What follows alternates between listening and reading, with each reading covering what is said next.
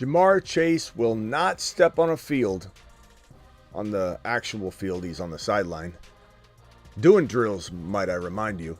But he's not stepping on the field to practice with the other players in any sort of contact until he gets a new deal. How long is he going to push this thing out? Is he going to take it to the limit, to the extreme? Does he end up coming in, playing? I mean, this is footage of him on the sideline, though. People are sometimes suggesting that he's not even at camp. He is. He's right there. He's catching the football. And dare I say, when I'm watching him even do drills, I don't know what it is about Ja'Marr Chase, but he looks the part. He looks like the number one wide receiver in the league just watching this guy catch footballs. I don't know if it's a bias I have for the Bengals or something, but Ja'Marr Chase looks fantastic catching the football from just the ball machine. But this guy is at practice. He's just not practicing. We're going to talk about how important a holdout or a hold-in is to your fantasy football evaluation. And when we start knocking Ja'Marr Chase and CeeDee Lamb down a couple of spots because of the threat of injury, it's a real thing. You hold out, you're not getting hit, you're sitting there. And it's like you get rust and cobwebs on you, and then you go straight into a game and you get injured. You have hamstring injuries. You could only train so much by yourself. You get out of groove too. Like Ja'Marr Chase and Joe Burrow need to get to work. Burrow's trying to recover from the wrist injury.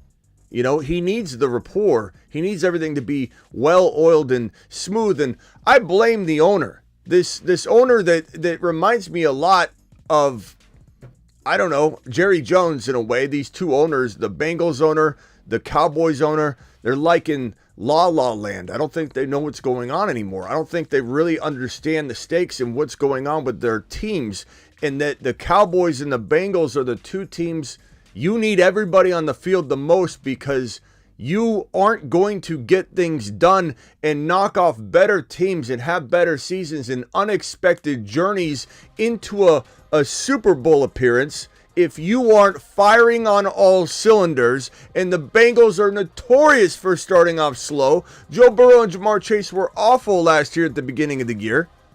And now you're gonna let your star wide receiver just hold in and sit there when you know you want to pay him anyway. He's gonna be cheaper to sign now. The Bengal owner doesn't know what he's doing. The Cowboys and Jerry Jones don't know what they're doing. Lamb, Ja'Marr Chase, Aiyuk. More information. We got a lot of news to go over. Then phone calls. The Fantasy Football Show begins right now. File on in. Live from the FantasyFootballShow.com studios. It's the Fantasy Football Show. Live! Monday through Friday, 8 p.m. Eastern. Smitty is also live whenever news breaks. From the FantasyFootballShow.com news desk, here is your breaking news.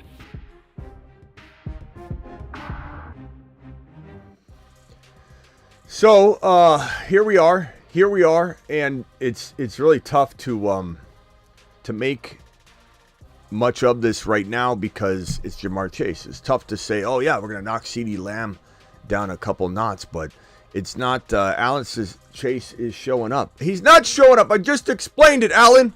I just explained it. He's holding in. He's on the sideline, Alan. Alan, I don't know if you wrote that before I even spoke. I don't know. Maybe he did. Alan, if you did, I apologize, Alan. He's not going to step foot on the field until he gets a new deal. This coming from Ari from My Sports Report from the 33rd team, discussing the situation on a podcast, says that Ja'Marr Chase will not step foot on the field. Again, he's out there doing drills, but he's not on the field. He's on the sideline. He's working by himself. He's catching footballs from the ball machine. He's sitting there like this, looking superb, by the way. Just absolutely, just excites me seeing Ja'Marr Chase. I don't know what it is about Ja'Marr Chase. He is the definition of a number one wide receiver in terms of his movement, in terms of, look at his number one. Like everything, his uniform looks extra crispy today. This guy's out there looking like a number one wide receiver. He's not even on the field. Sometimes I catch myself saying, why isn't he my number one wide receiver? Why am I not putting Jamar Chase, this target hog, this end zone target machine, at the number one spot? If he got his contract today and Lamb didn't, maybe he would. Tyreek Hill, he's older. He's easy to put at number one because you look at him like Christian McCaffrey and you say, why not? Okay, how can they disappoint me? They haven't for X number of years, but they are older. It really does, in a way, come down safety-wise to Jamar Chase and also CeeDee Lamb. Maybe the first one to sign.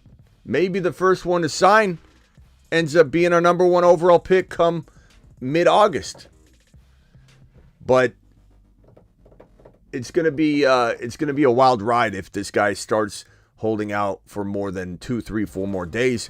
Then we start coming in here and we go, okay, Bengals, they start things off slow. Jamar Chase, he's been injured before. Joe Burrow, he's been injured before. This is maybe not a recipe for safety at 1, 2, or 3, or even 4 overall. We might move Bijan, and there's ways to maneuver this without kicking Jamar Chase all the way down the first round. I'm not an idiot, but if we take Jamar Chase and we say he's normally 3-4, right? 2, 3, 4, maybe he has to go below Jahmyr Gibbs.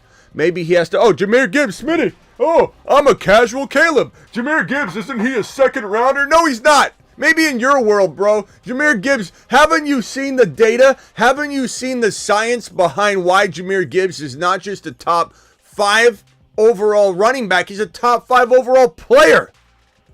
But the continuum of the gigawatt component structure of Jahmyr Gibbs' workload divide has a megawatt offload that if you compartmentalize the component conjunction timekeeper and you flux capacitor out the continuum component megabolt, things just end up happening. And that's why Jahmyr Gibbs is a top 5 to 10 running back instead of top 6 to 10. Anyway, back to what I was saying. If you think I won't draft Jahmyr Gibbs in the top 5, you're out of your mind. We're a Jahmyr Gibbs country. I'll take him 5. If this holdout goes, let's say, some long, lengthy process, CeeDee Lamb's holding out, and it just gets longer, and they're holding in technically, but they're holding out to us. I'm not scared to take Bijan at 1, 2, 3, 4, or 5. So obviously I could take Bijan. I'm not scared to take Jahmyr Gibbs. I'm not scared to take Breece Hall, who's 8 feet tall, over wide receivers that continue to hold out. We'll have to see how it goes. Again, we have some time, but I am taking Breece Hall, Jahmyr Gibbs, or Bijan easily at 3, 4, 5, and I don't care. I don't care.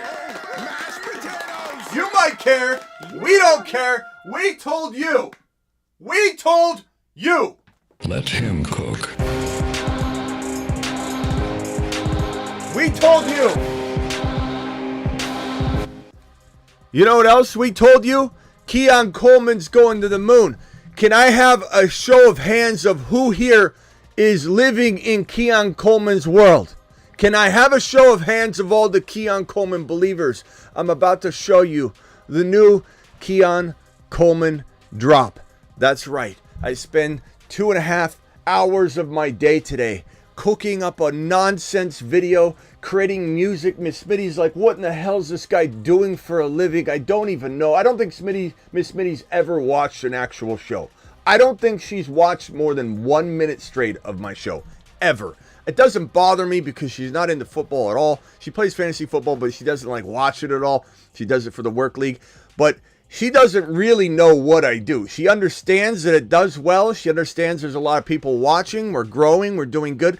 But she has no clue really what I do. She hears me going, Keon Coleman, sitting here making music, crazy music. I think she actually thinks I'm making beautiful music. I think she thinks I'm in here trying to be a musician when we're in here trying to create absolute glory. Same thing, really.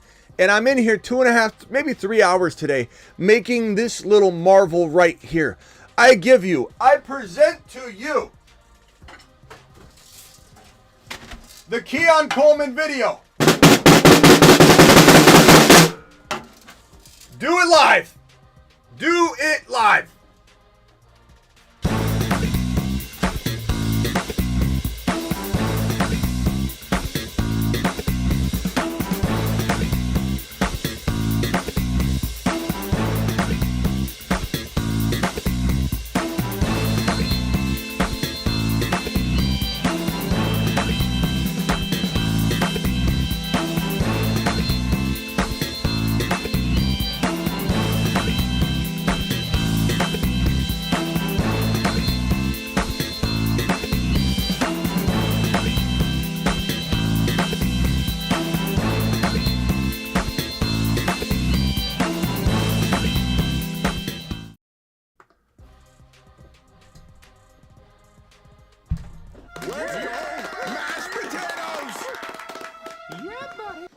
All right, on to some of the news.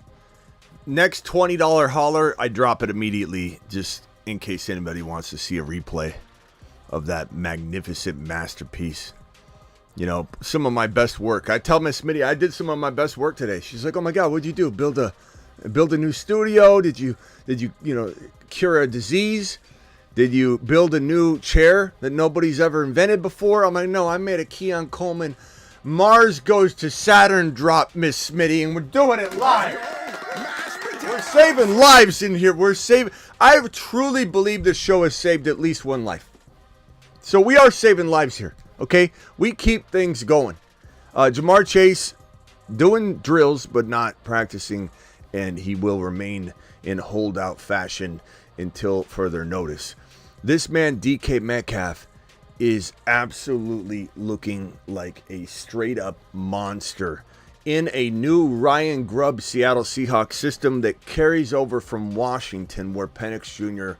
unleashed hell on everybody. That Ryan Grubb is now the offensive coordinator in Seattle, a team that used to do a lot of two wide receiver sets under Pete Carroll. Very boring, mundane system. You got DK Metcalf, you got Tyler Lockett, and they're just kind of going up and down the field doing these little routes. There's not a lot of confusion in the backfield in the defensive backfield, and so you've got DK Metcalf now with chaos around him, which is pulling safeties. It's going to put DK Metcalf in a position to run an entire route tree, which people think he can't do because he's been in a simplistic offense. This guy might catch 14 touchdowns this year. This right here is not him falling down. And that little dot in the background is not the ball. The ball's in his kung fu grip. And DK Metcalf is just looking to see if maybe there's another football to grab so he can use this other hand that's kind of just out there not doing anything. He's so far in the end zone, he's absolutely going to score this one. DK Metcalf is doing work. And he's not just doing work, he's doing a lot of different things we've never seen him do. There's no reason. We got two $20 haulers, which means that Superfish dropped it first. Okay, Superfish, you want to see the replay. You get it now. Terry Roberts. Actually, you know what? Let's give it to Terry Roberts. Terry Roberts, because I know Superfish will be in here the whole show. I'm not trying to say Terry won't. But Terry, this one's for you, pal. And at any point, Superfish, I want you to put a bunch of exclamation points and say, hit the replay. At any point during the show, you've earned a replay. Here we go. Keon Coleman country. Let's ride.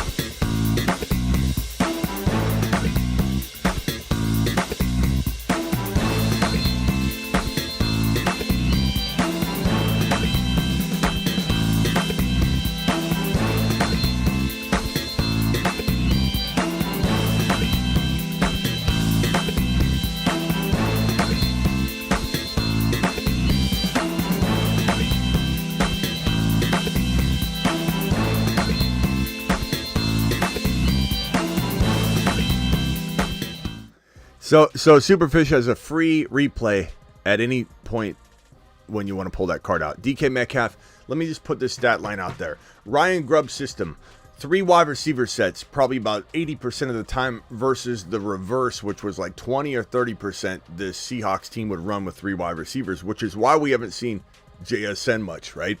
JSN was supposed to be great. No, he wasn't. He wasn't. That is a catchy beat, Smitty. Look, I made that beat all night long.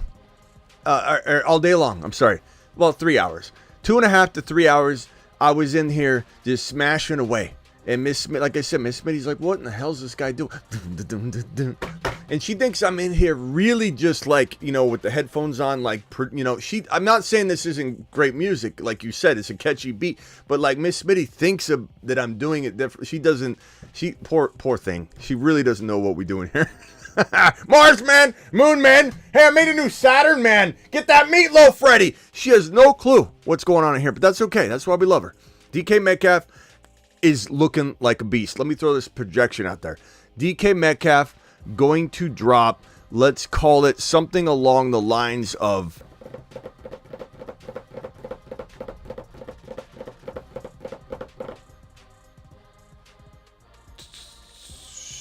1,300 yards, 14 touchdowns, 85 receptions. That's pretty damn good. That's pretty damn good. 13, let's call it 13 and 13. 1,300 yards, 13 touchdowns.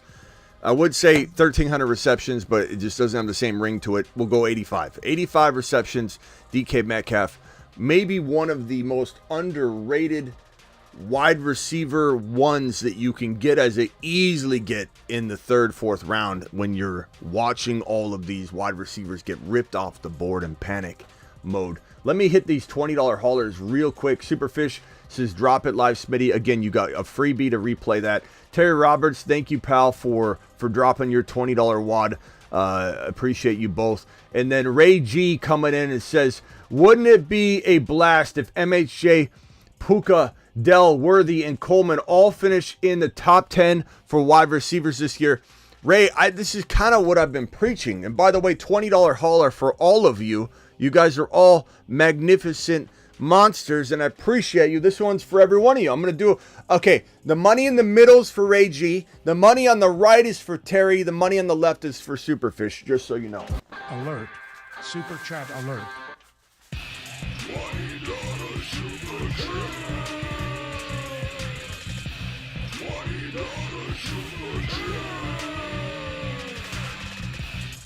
Alert.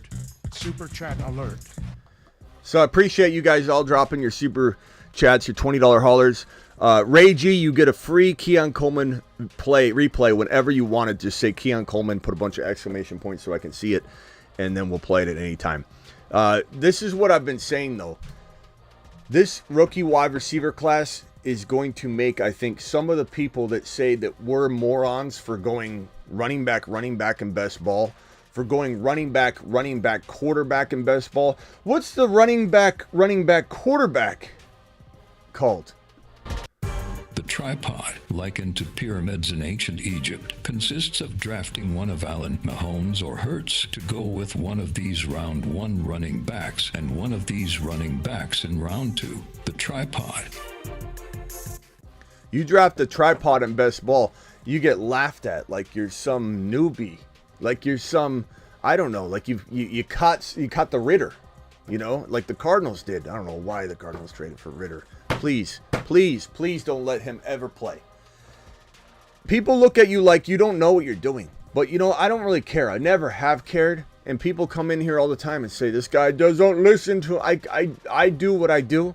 And we do what we do, and we do it better than anybody. I don't care what anybody says. And people that aren't here all the time, people that might have just heard about us, or they're jealous about how we do things, they come in and throw negativity. But the real ones stay. The real ones understand what we're doing. The real ones understand that we aren't sheep. We don't follow everybody to the slaughter, and we think for ourselves. And that running back is getting ignored in this country, kind of like Keon Coleman's getting ignored in this country.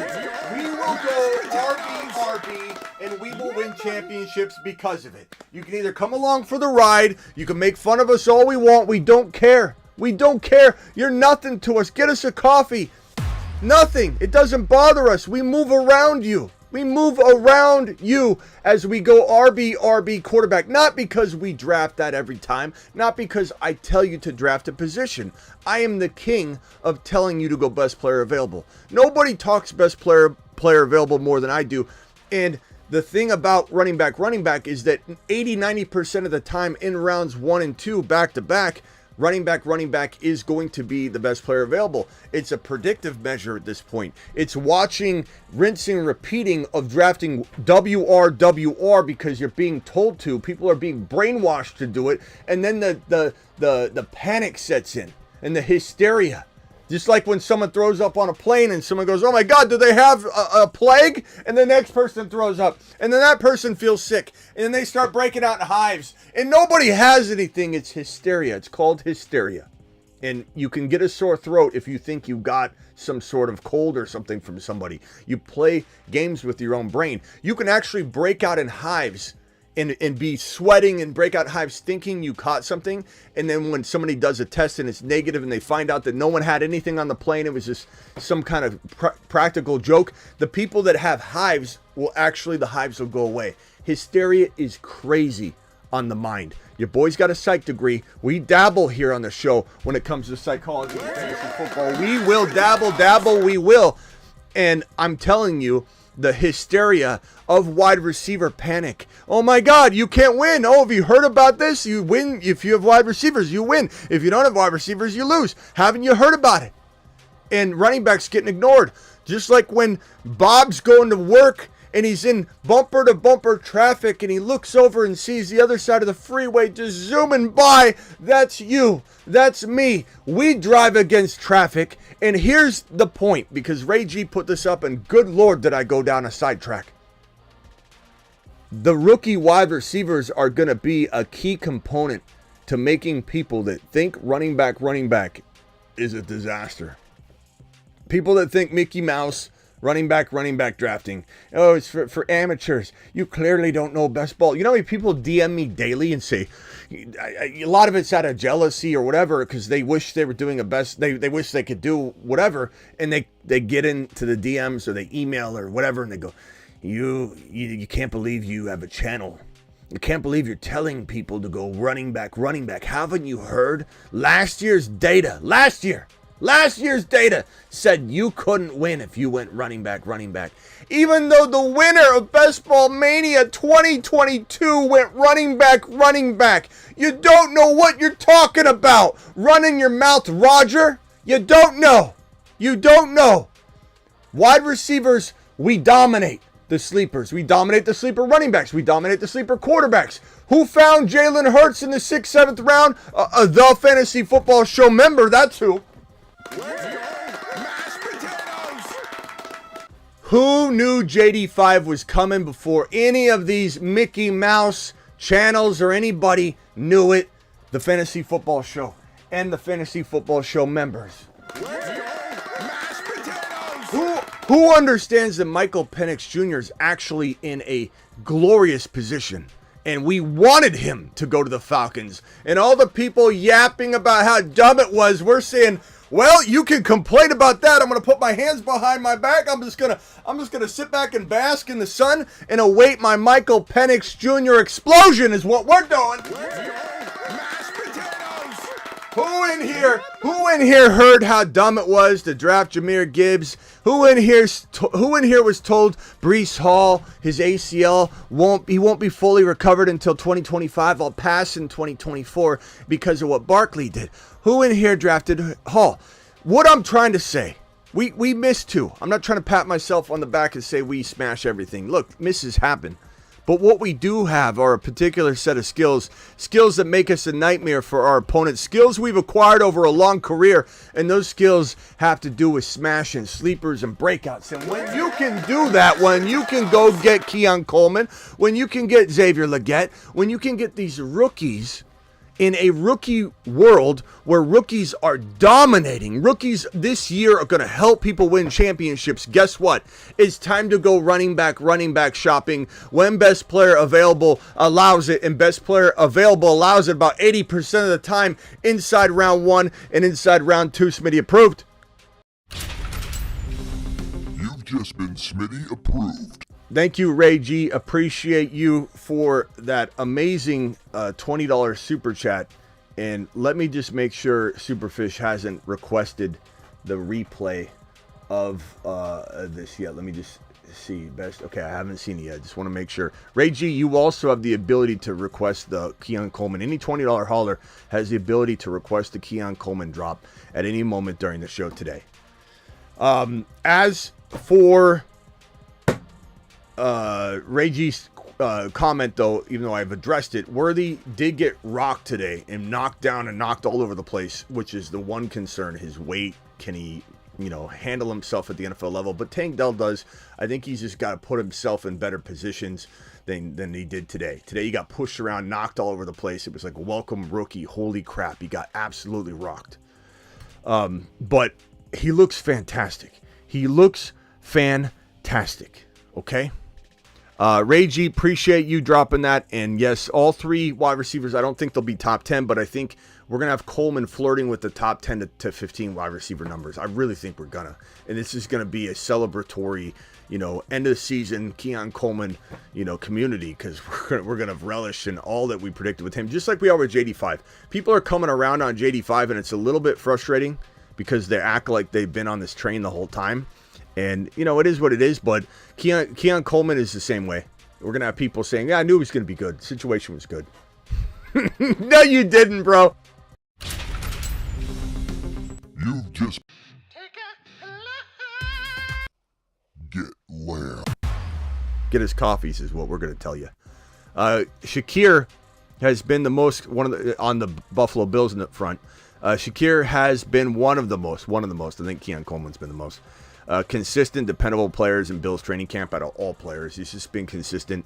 Hopefully he could stay healthy. I think one of my favorite best ball strategies is to go heavy on all these things we love to do. And then come in and go, Buffalo Bill stackage. Go Josh Allen, who's QB1, QB2, QB1, QB1, and QB6 in back-to-back years. How amazing is that? QB1, 2, 1, 1, 6. Top 10 offensive line. 6 times he was a top 6 quarterback 10 times. I'm sorry. Top 10 quarterback in every game but 3. This offense is electric. 15 rushing touchdowns, 29 passing. You're investing in a team that's not going to have a lot of lulls. So you're going to definitely be able to say, hey, you know what? I can stack Josh Allen in round 3 if I can get away with it in Best Ball Underdog Fantasy promo code Smitty. That link is dropped in the live chat. It's pinned as well. I'll also drop it right here, and you can get in. Tonight we'll be drafting, so smash the hell out of that. But we're gonna stack Josh Allen to Kincaid, so 3 and 5 if we can get away with it. Round 3, round 5. We're going to take Coleman in 6 or 7 if we can get away with that. Shakir, Curtis Samuel. I've got the entire Bills arsenal. I don't concern myself with Cook because I'm going after the passing attack. I have everybody. But because Josh Allen only cost me a 3rd, because Kincaid only cost me a 5th, because let's say Coleman cost you a 6, but sometimes it's 7, you still have your 1st rounder, you still have your 2nd rounder, you still have your 4th rounder to surround this Bills unit with a bunch of monsters. So you can end up coming out of your draft with that light wide receiver room that people are going to laugh at, right? But you can still get a potential DK or someone like that, or Cooper Kupp. Let's throw Cooper Kupp in there. Cooper Kupp becomes your wide receiver 1. You got Keon Coleman, Shakir, Curtis Samuel. You got all of the Bills wide receivers. You got Kincaid. You got Josh Allen. Your 1st and 2nd round picks, you come in strong with a potential Bijan and Kyron, a Bijan and Achane, a Bijan and Barkley, and you have yourself an absolute monster situation. Superfish putting up the Sirens. I think, Superfish, are you asking me to play the Keon Coleman drop? I'm pretty sure Keon Coleman drop. Here we go. Superfish, I'm going to take these alerts as your request. And Ray G, you still have an opportunity to call this out at any point during the show because you're a $20 hauler. Keon Coleman, you just been Keon Coleman.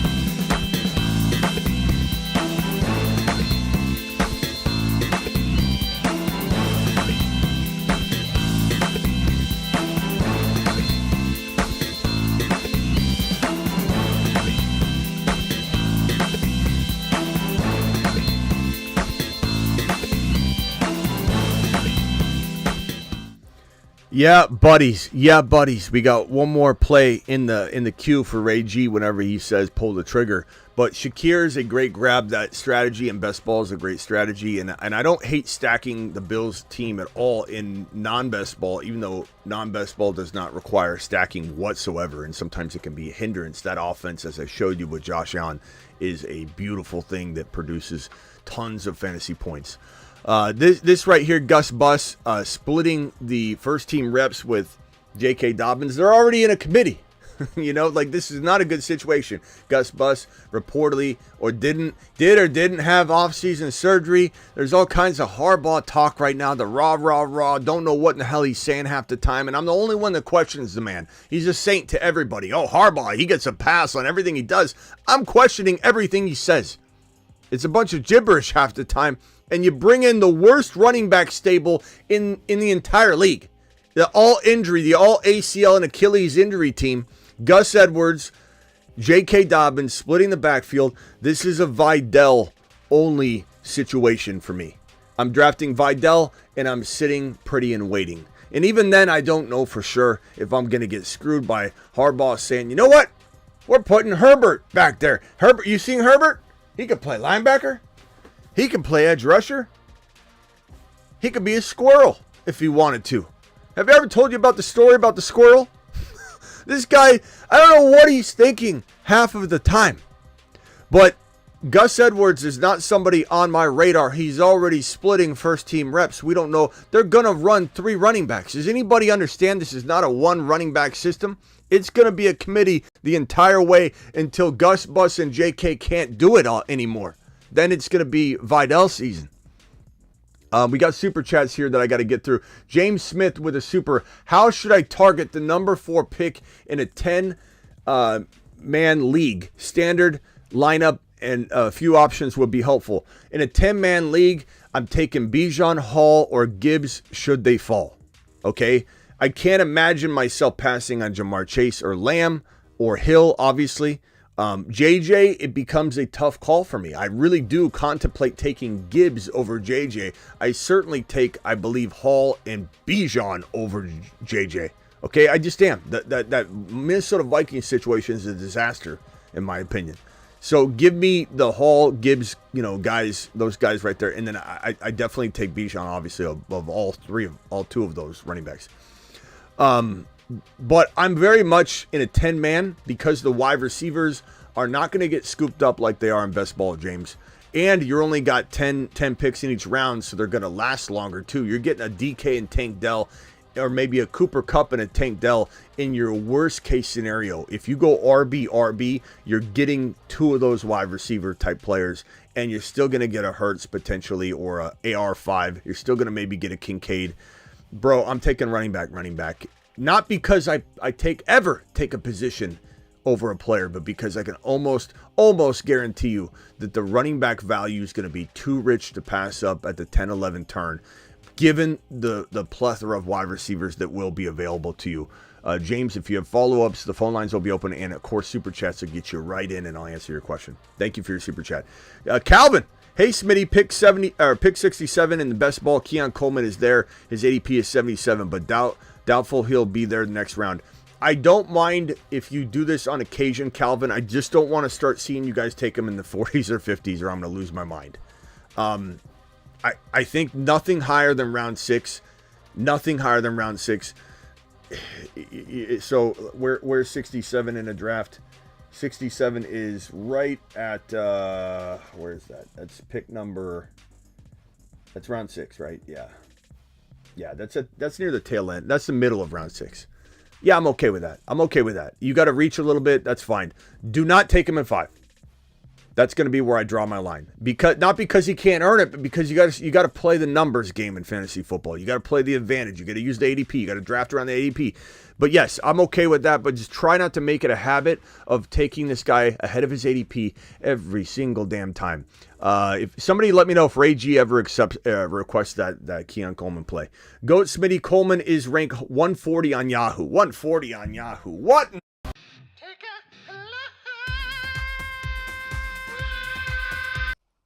Get lamb.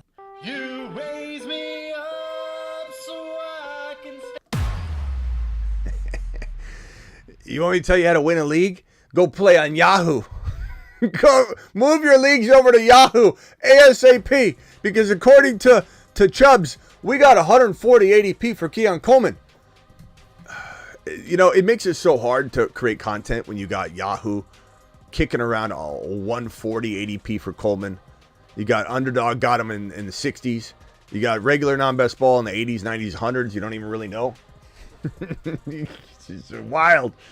Coble dropping 2 wads on screen. Put them side by side. Let's double fist these 2 super chats.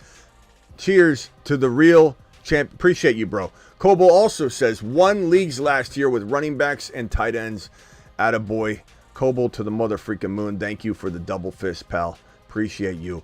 Elgin coming in strong with a 5 wad says, Smitty, do you like Adonai Mitchell in Dynasty? His talent is off the chart. Absolutely. I'm starting to draft Adonai Mitchell. Look, same thing I talked about earlier.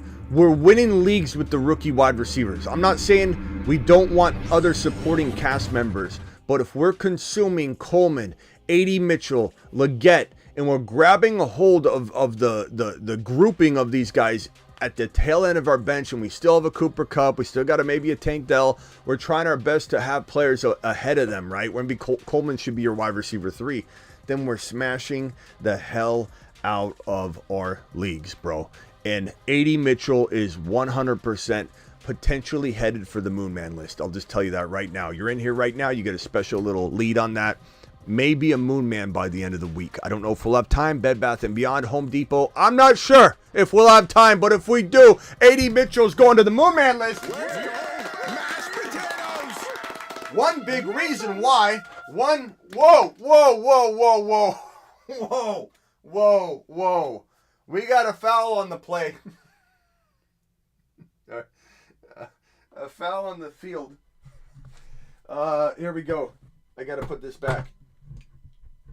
There we go. We're back in business. Adonai Mitchell, to me, is somebody that can absolutely be a boomer bust pick, but his ADP is in such a place where he could be like a guy you drop and you don't lose any sleep. You don't lose a league. You didn't end up having some sort of setback. He's positioned perfectly to be a guy you throw on your bench. You hope he blows up. If he does, you got a league-winning potential wide receiver 3. Might even be a high-end, excellent, elite wide receiver 3. He might be a 1,100 or maybe let's call it a 900-yard to 1,000-yard season. Usually some of these guys that break out at wide receiver still get like 990, 955, whatever. And you end up saying to yourself, like, how'd they not have 1,000 yards? Because it took them some time and then they started getting going. They play at a pace eventually from like mid-season on that would equate to like 1,100 yards. But Adonai Mitchell to me could absolutely be an elite wide receiver 3 by mid-season, and it could happen sooner. He's got a little bit of some character concerns. He's got does he give up on plays?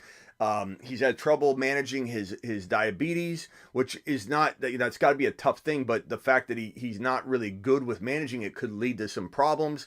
But at the end of the day, his ADP, it's all baked in, baby. It's all baked in, and Adonai Mitchell has Moon Man potential.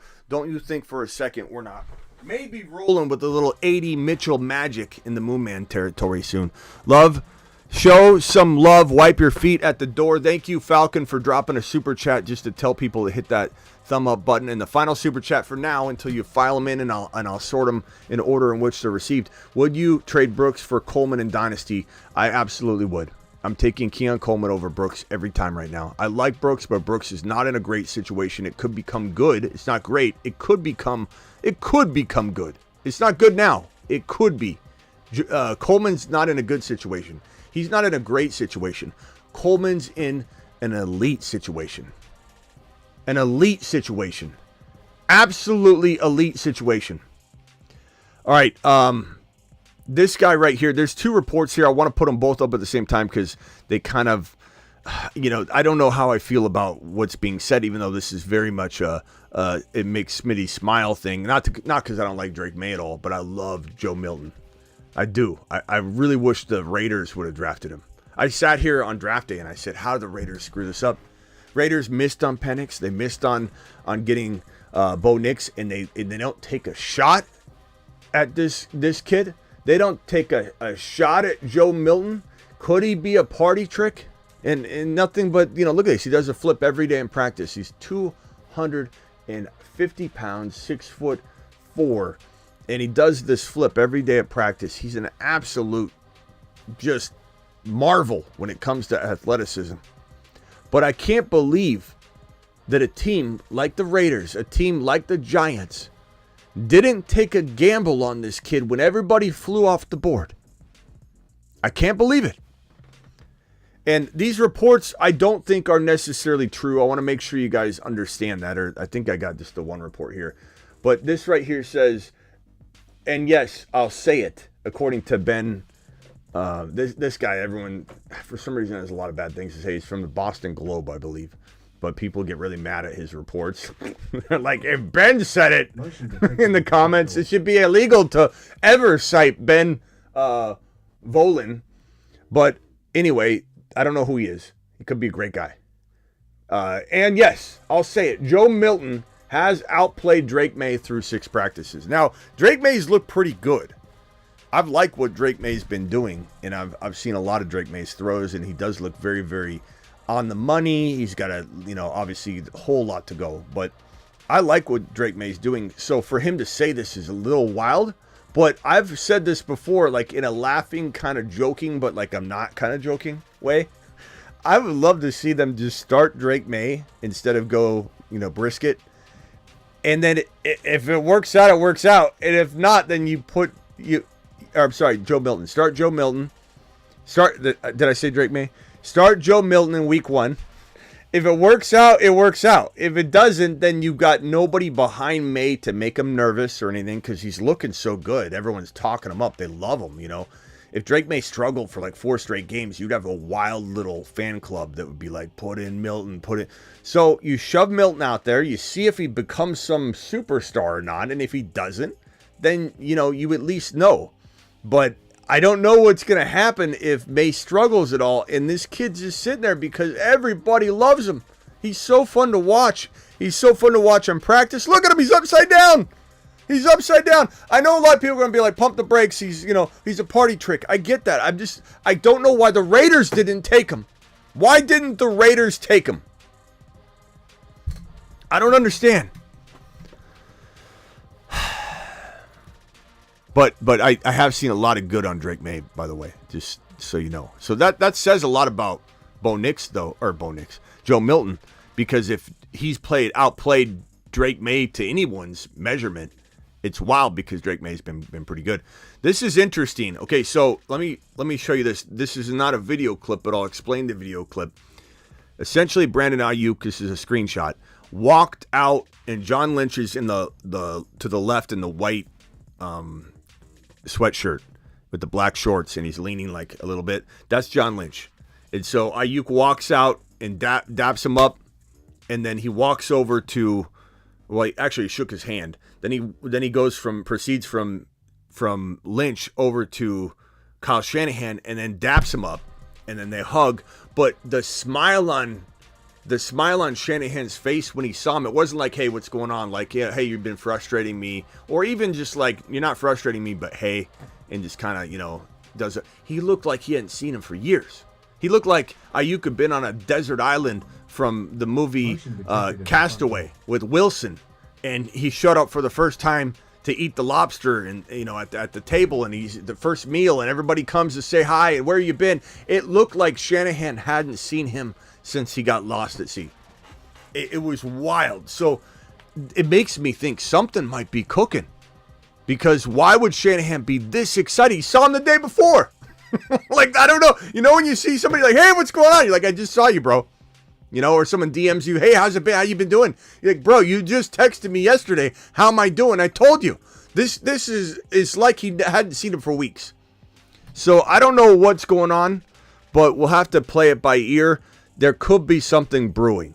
But at the same time, that deal yesterday, DJ Moore getting $80+ million guaranteed, doesn't bode well for Aiyuk getting what he wants, unless the Niners somehow, some way said, you know what, let's just get it done. He's only going to get more expensive, and they impress me and give him $80 million or $75 million. If they give him $73 million guaranteed, I'll be wildly impressed, and he should take it. I don't think he's getting the $77 million that St. Brown got guaranteed. I don't know. Waddle and Aiyuk feel very similar. Okay, so 76, 75 million seems about right. But if they go all the way into the 60s, Ayuk's not having it. Because he knows he could just play his fifth-year option out and next year get probably 80 million as a lower end of what he could request, because it'll be 90 million for players like him. It'll be 120 for players like Jamar Chase and CeeDee Lamb. If Jamar Chase waits until next offseason, he'll get $120+ million guaranteed. I'm not saying he wants to necessarily wait, because what is $5 million when you can get it all locked up right now and get 115, 114? So I get it, but it might grow more. It might be 125 million guaranteed. We don't really know. We all got kind of thrown aback when we projected maybe 35 million for JJ, but people said it was wild, and some said he might breach 100 million guaranteed. People said no way. So that quickly climbed up this offseason. Not even like a year later, just in months, we went from no way he could get 100 million guaranteed, right, to getting 110.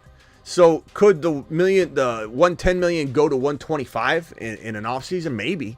It's tough to say. At some point, something's got to give, though. This is getting out of hand.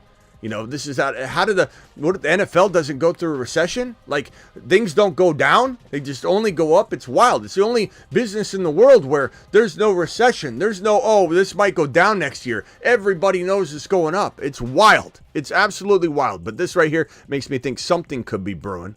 Herbert, look, I'm just going to say this now. I've said it before. Quentin Johnston's the worst wide receiver in the National Football League. He is the worst wide receiver in the National Football League. He's been dropping footballs like crazy, and they're footballs he should be catching with his eyes closed. And Herbert's been thrown to him. He's a liability. You could say, but Smitty, he's got talent, or he could do that. Doesn't matter. When you're dropping the ball all day long, you are a liability. He is a liability. This is the worst wide receiver in the league. And the Chargers, if they want to win, and they don't want to sacrifice W's trying this experiment out for another handful of weeks during the season, you need to pull the plug now, because Quentin Johnston cannot play football. I have 10,000 times better hands than Quentin Johnston. I promise you. Where's my football? Look at this. I can catch. I'm not even looking. Quentin Johnston couldn't do this if he tried. Quentin Johnston could not catch a football. Let me show you something. Sign me up. I can catch on the top of my hand.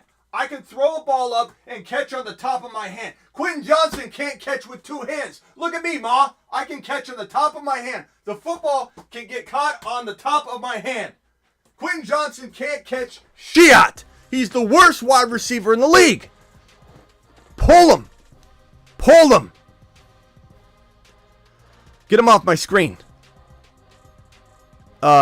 Snead. This was the Dolphins have signed Willie Snead. This was interesting. And the one reason this is interesting is because of what he wrote back in, when was this? Not too long ago. The Dolphins will be good when Tua stops acting soft AF. And so they're going to have a little conversation, but good move. We'll see what happens there. Did I make any Quentin Johnston fans upset? Smitty on a 10-day deal. Are there any Quentin Johnston fans upset? Because I went like this and showed off. And then if you slept under a rock all day yesterday, DJ Moore, $110 million extension, includes an $82.6 million guaranteed deal. The Fantasy Football Show phone lines are open. Dial in. Yeah, Quentin Johnston. You know what Quentin Johnston is? He's a body catcher. He is a body catcher. Yeah. Call into the show. Call into the show. He is a body catcher. Yeah. Body catching Quentin Johnston. Where's my phone line number? There we go. Dial in. Phone lines are open. Dial in if you know what's good for you. I want to make sure we get enough phone calls in because your boy's going to I'm gonna call it here in a few. Let's see, 30 minutes maybe. What is it? What's my time? 5:50. Oh yeah, we got a whole like 30, 40 minutes of phone calls. So phone lines are open. Dial in. There it is. There's the number. He's bad. Alan says Tua ain't soft. He's small, says Alan. I'm just telling you what Sneed said. I'm not telling you I think that. I like Tua to a certain degree, but Tua's just injury prone. We can't say that there's no risk there. There's absolutely risk that he could get injured at any moment with one shot. And the part that concerns me about Tua, and I do like Tua, I'm still drafting Tua in best ball. I don't take him in non-best ball very often, but the thing that I love about Tua Tagovailoa is that he has these 50-point games, these blow-up games, 40, 50-point games. And that offense 3 or 4 times a year is going to have that monster game. Just absolute track and field aerial attack. And so best ball, he's perfect, but I don't draft him in non-best ball because this guy went in, lost a lot of weight, and I don't want anything to do with that when I can go grab a better, much more consistent QB. What's up, Travis? You're live. Hey, how's it going? I'm good, bro. Did Ray G ever request Did Ray G ever request the Keon Coleman drop again? He's really playing this out. I didn't see it, but he might have left. Missed it too. I've been back and forth in the chat. He may have left. We might have to give it a proxy vote to somebody. Let's give Ray G another 5 minutes or so. He might have left. We might have to give Coble a proxy vote on when to use it. But go ahead, Travis. What can I do for you? Just to touch on that Patriots situation, from what it sounds like, May has looked good. He had a tough time the first couple of days in pads. Made a couple crappy throws and stuff, but he's progressing all right. I still think he's a bit of a project. Like I want to be realistic with it. I want people to be realistic. But okay, unless you. Ray G's here, by the way. Ray G's here, by the way. So Ray G, I'm sorry, you get to use it whenever you want. Go ahead, Travis. I'm sorry. Yeah, but with the Milton thing, I've been saying the same thing. I agree with you that, like, if they want to start Brissett even, that's fine. But if May's not ready and their plan is to actually sit him, and if it's a Jordan Love situation where they truly feel he needs that, I'd just carry Milton even as the backup, even if they weren't going to start him, and have maybe the third guy, and just throw Milton in there if something happens and see what happens, because you never know. Just let him use that athleticism and arm and hope for the best. And it's a lost year anyways. You're just it sounds really stupid, I know. Just like drafting Penix Jr. sounds dumb to somebody I'm just saying it sounds dumb to somebody that's following a historically logical plan of attack.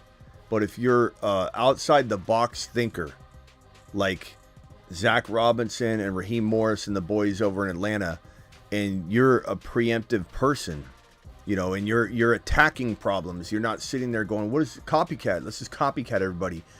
I don't think it's crazy. It sounds wild to everybody else, but to say if Joe Milton does in fact have even play, like, why not try it? Why not try because you have nothing to lose unless somebody says that's a dumb move. You're an idiot. Now you've ruined Drake May's confidence, and I don't think you would. But if you shove Joe Milton out there and you can't take him out, what are you complaining about? And one could say, what if you did this with Brock Purdy and Trey Lance or something like, like there's scenarios where this has gone that way. And I'm just saying that if you have this kid looking impressive and you're trying to get Drake May ready and you want to see what you got in Joe Milton, you're not going to see it if let's say Drake May's the guy. You're not going to ever know what you truly have anyway. So at least maybe you have a trade bait. Maybe, who knows? But I really like Joe Milton. And I know people think I'm nuts, but I'm not saying he's the long-term guy. I'm not saying he's better than Drake May necessarily or anything like that. But you're hearing weird reports about it. So clearly some people are saying that are at practice. Some beat writers are saying Joe Milton is a lot better than anybody thought. Even though we were talking about him constantly. I love Joe Milton. The Raiders diarrheaed the bed several times during the draft. To not go after Joe Milton is a travesty for teams that missed out on Penix, missed out on Bo Nix. I just can't believe that a team didn't say, hey, we're the Raiders. What are we going to do? Let's take Rattler or Joe Milton. I said it on draft day. I think I said it the 2, 3, 4 days after. I would not be shocked if Rattler or Joe Milton, one of the two, ended up climbing up above JJM and being a very, very nice surprise to the point where people are like, holy shit, that amount of a surprise. Not just always okay, like holy crap. How did Rattler or how did Joe Milton, one, not saying both, but one of the two, slip by everybody that needed a quarterback and they didn't take a chance? How do you not take a chance on Joe Milton if you've got O'Connell and Minshew? How do you not take a gamble? How do you not look at Rattler and say, God, he's a good prospect that rubbed a lot of coaches and GMs the wrong way? But how do you not say, give me a chance at Rattler? I'm the Las Vegas Raiders, and I crapped the bed at quarterback. I did not get aggressive enough to go get a quarterback I knew might get taken. Why not take Rattler? Why not take Milton? Especially nowadays where, like, it's basically become you're either taking a quarterback in, like, the first round or beginning of the second round, or quarterbacks don't go until, most of them don't start going again until the fourth, fifth, sixth round. So you're only going to have to give up a fifth or a sixth round pick to get these guys that in the past might have even been like a third or fourth round pick. It just seems like the quarterbacks nowadays, past few drafts, you know, minus a couple, either go in the first like 50, 60 picks, or they go in the last few rounds, you know. So there's not a huge risk. Yeah. Let's go over to Zach real quick. Zach from Florida, you're live. Hey, what's going on, Smitty? What's up, pal? So just had a question about kind of draft strategy, and then kind of to go off of the rookie QB thing too, that you guys are talking about. So in my league, 3-man keeper, 10-man league, I got the 1.1. I ended up doing that trade. I don't remember what trade, bro. I'm sorry. Oh, sorry. It was I got the 1.1. My three keepers are Justin Jefferson, Amon-Ra, and Brees. Okay. And I'm torn between picking Marvin and Kyron at the 1.1 because my next pick isn't until 3.4. I don't have a second. Hey, Elvis, can you mute yourself, Elvis? It sounds like you're on a space shuttle. Not that we don't like that kind of thing, but I can't hear. Go ahead. I'm sorry. What, bro? So the 1.1, you can take Marvin or you can take Kyron. And can you keep Marvin year over year anywhere? You know, just keep him no matter what for as long as you want? Yeah. I mean, I would have to let one of Jeff, Amon, or Brees walk or trade one of them. Okay. Yeah, I could keep him. Yeah, there's two schools of thought there. One that, like, you're going to be in such a good position anyway, you might as well take the league winner now and worry about the future in the future because you already got amazing keepers. But injuries happen, like, you know, things happen. Like, I'm not saying JJ's going to turn into Mike Thomas or anything like that. I'm not trying to say that, but keep in mind how good Mike Thomas was and how quickly it all went away. I'm just saying things are crazy. So when things are close and MHJ and Kyron are really close anyway, even though I really think Kyron could be the number one overall running back this year, especially if you cuff him to quorum, I'm still taking MHJ because there's the chance that he's the number one overall player in fantasy football a calendar year from today. So it's an easy call at the end of the day. I want to give Kyron his props and say that I hesitate for a second just out of respect. But you got to take MHJ with that 1.1 with the keeper value. Is it unlimited or is it like a 2-year, 3-year? Because that could be a difference maker for me.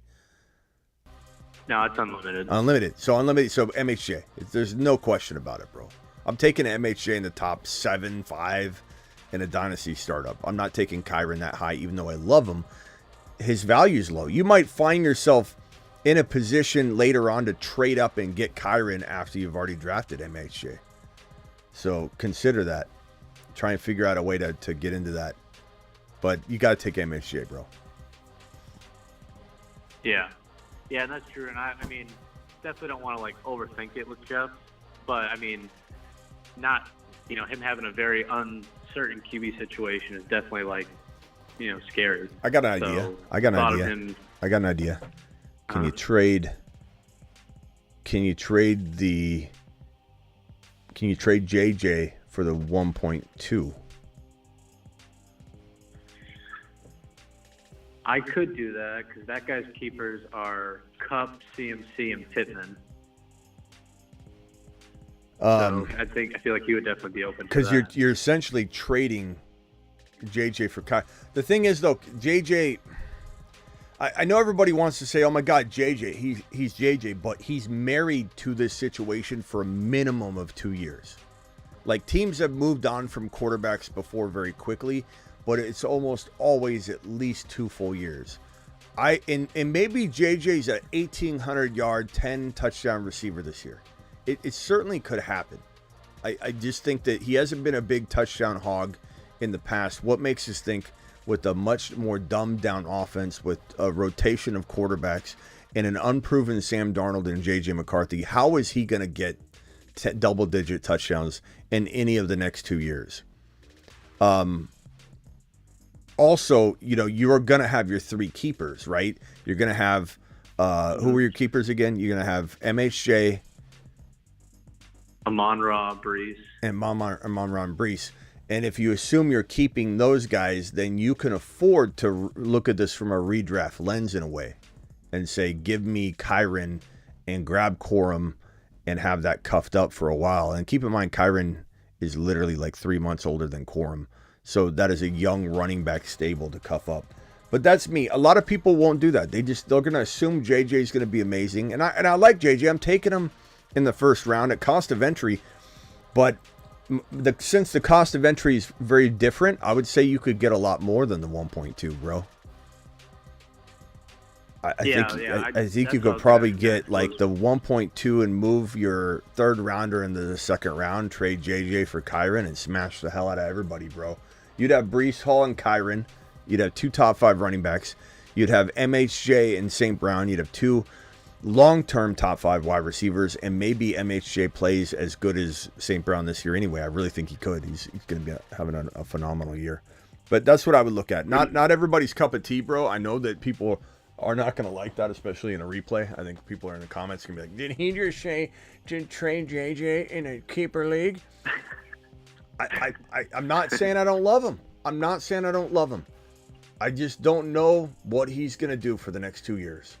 And I think that we only have this like safety net holding him at 6 overall because we feel like we have to. I'm not saying I would take him outside the top 10 or let him fall outside of my top 10. I'm not saying that, but I do know that when I pick JJ at 6 or 7, I'm wondering if I'm making the right call. Yeah, and I mean his situation, it's similar and to a bit of a lesser extent because of their age, but like to Adams. Like last year, you're like, oh, I'm gonna take Adams, but then it was just constant headaches with like Jimmy G. So that's definitely been on my mind. All right, hang on tight, bro. You can mute yourself if you want. Let me go over to Elvis and then over to Ryan from Denver, then back to Travis. Elvis, you're live, but yes, try and get the 1.2 and move your third into the second, or get like an entire 4th rounder for free. Make him pay. Like when you approach him, say, bro, I'm clearly not going to do this straight up. That way you're setting the expectation. But you're like, what will you give me in addition to the 1.2 for Justin Jefferson, who, might I remind you, you can keep forever, and see what he says. And, don't do it straight up, but definitely, understand that, like, I don't know. And what other running backs or what other players are available in the player pool at 1.2? Like the first round? Yeah, if you get an MHJ at 1 and then Kyron's there, is there somebody else there you're not mentioning that might even be better? Better in my opinion, no, but like Henry's there, London's there, Hurts is there, Debo, Adams, those are like the top guys. Okay, I mean, quarterback is also nice, but you can't, I don't know. All right, hey, hang tight, mute yourself real quick. Elvis, you're live. Here comes the space shuttle. I've got 2 receiver questions for you. First question, gut feeling, who's going to be better this year, Mike Evans or Drake London? London. They're kind of similar. London. I think their ADPs are kind of far apart as well. You know, like Okay. like London's going, he has been going at like 13, 14 for a big part of the offseason. Now he's fallen back to about 15, 16, which is great. In non-best ball, he'll go about 18, 19, 20, 21, 22, 23. Big wide range. Evans will maybe overlap him a little bit right there if London does get kicked down that far. But Evans, to me, is a no-go as my second drafted player. London, I'll take him as my late second drafted player all day long. Okay, fair enough. My second question is, I just don't understand where Tank Dell has a great year with all the weapons that are there now, and he's really the third best receiver on the team on paper, at least. Why do you say that though? Like I can understand why you say he could be. Like any one of these guys could be the third wide receiver on the team. I can understand that stance, but what makes you certain the way you talk about it like that Tank Dell's not the number one? No, hold on. That Tank Dell's not the number one wide receiver. Like what have you seen? What evidence have you seen that can have you determine that Tank Dell doesn't at least have a shot to be in the mix for who's the number one, number two, number three? Like you're already putting that wide receiver 3. Why? Well, so it starts with Nico. I think, just perspective, Nico's their number one receiver. That's who, Why? When they're in trouble on third downs. So I watch them a lot. Like Nico is the guy. They use Nico the way DK Metcalf is used, and Tank Dell is kind of used like Tyler Lockett, but Tank Dell's way better than Tyler Lockett. But is perspective. that entirely true though? Because you're judging Nico and Dell when Dell wasn't there to participate. That's I'm fair. not and I'm not That's saying that Nico didn't develop a bigger rapport because he had longer to develop it and then now he's got an edge. I'm not saying that that's not a possibility, and I'm not trying to say you're wrong necessarily, but I feel like you're talking in a way that I hear a lot of other people talk. Like Tank Dell can't be the number one wide receiver. If you have him as your third-ranked wide receiver, I respect it. But if I hear somebody say that he's not even in consideration for being the number one, I feel like it's coming from, I heard this from somebody, and so this is the way it is. I'm with you on his potential. Well, hold on. When he was in there with Nico, they were rotating, and at the point that Tank Dell got hurt, he had passed Nico in almost everyone's eyes, especially on this channel. And maybe we're a little biased to know how close the regular population was on this, but he had passed him and he became the number one wide receiver. And Nico is still very effective. Nico felt a lot like people feel about Tank Dell now when Tank Dell was healthy doing what he was doing. But Tank Dell had passed him. He had passed him. He was the number one wide receiver there. And he's also the guy that developed with him the most. They were rookies together. They spent time together, in ways that other players didn't get to spend time together. Then you have Nico get more time with Stroud than Dell did, at that point, because Dell got hurt. But I just find it wild that not only are people saying he can't beat out Nico, but he's the third behind a guy that's on a 1-year deal that's aging out. He's 30 years old. And we're expecting Diggs to just not get injured, not get banged up. The fact that he took his contract down to a 1-year deal, which was absolutely stupid on his part, trying to bank on himself in a situation where he's making himself discardable to the organization if things go awry, or if you're trying to plan on how to build a company up. Are you doing it with the person that's got a 6-month contract with you, or the person that's locked up for 5 years? Who are you game planning with more? I just think this team is going to have an instinct to build around Tank Dell. That's who Stroud likes anyways. And keep in mind, a lot of this comes down to who Stroud's going to throw the football to, not what the organization thinks. And this is a guy that has rapport with Dell like no other. And he wanted him. He said, draft him. And Dell, for whatever reason, I think because he's small, he got hurt, people just write him off. And I think at 4th round value, so coming back to your question, why are we high? What was your original question? Why are we high on Tank Dell, or why do we think Dell's going to have this big season? It was something like, it was more why would Tank Dell be successful this upcoming year? Okay, because so I just let's with break Joe that. Mixon and everything. Let's break that down too from this perspective here. When we look at the fact that Tank Dell is the one that has the best cost of entry, so I guess I would ask you, what on earth? Where's my Tank Dell? I always cover him up. Where is he at? Tank, where are you? Hold on, I gotta pull up these images. It makes it a lot more attractive on the board to look at this. Hold on one second. Okay, so Tank Dell. So Tank Dell's going around 4. Nico's going sometimes in 3. In 2, but we'll call it like top of round 3. Dell can go anywhere from mid 3 to even like 4.1, or I'm sorry, mid 4.1 to like late 4.10, something to that degree. Where are you seeing them in your particular draft that you're preparing for? That's exactly where I see him, right in the middle of the 4th round. And for me, like, and Nico, I look at him. Where's Nico? Nico's in like the 2nd and 3rd. Okay. Mostly third. Kind of like Mike Evans. Like he's in that Mike Evans range. Let's put him at the bottom of 2 because I've seen him go there. Yeah. So back to your original question, why are we expecting Dell to have this season? We aren't. Yeah. According to the ADP data, people are punting Tank Dell. So I guess you could say, Smitty, why are you so excited about his 4th round value? But at the end of the day, I got to flip the question back on you and say, how are you not excited that you are getting your discount?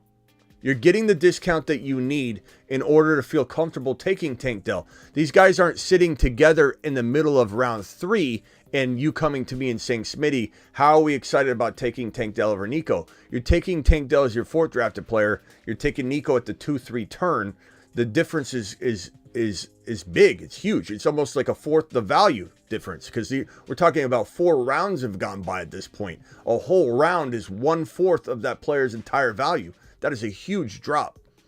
So I guess my question I'm throwing back on you is, how do you not love Dell at cost more than Nico at cost? How in the hell do you I think, I don't like Nico at cost actually at all. I think Nico should be going under Cooper Kupp. Like that's where I think he belongs. End of the 3rd. So early 4th type of guy. Then my answer is, I think I think my answer is that I don't think we're overvaluing him at all.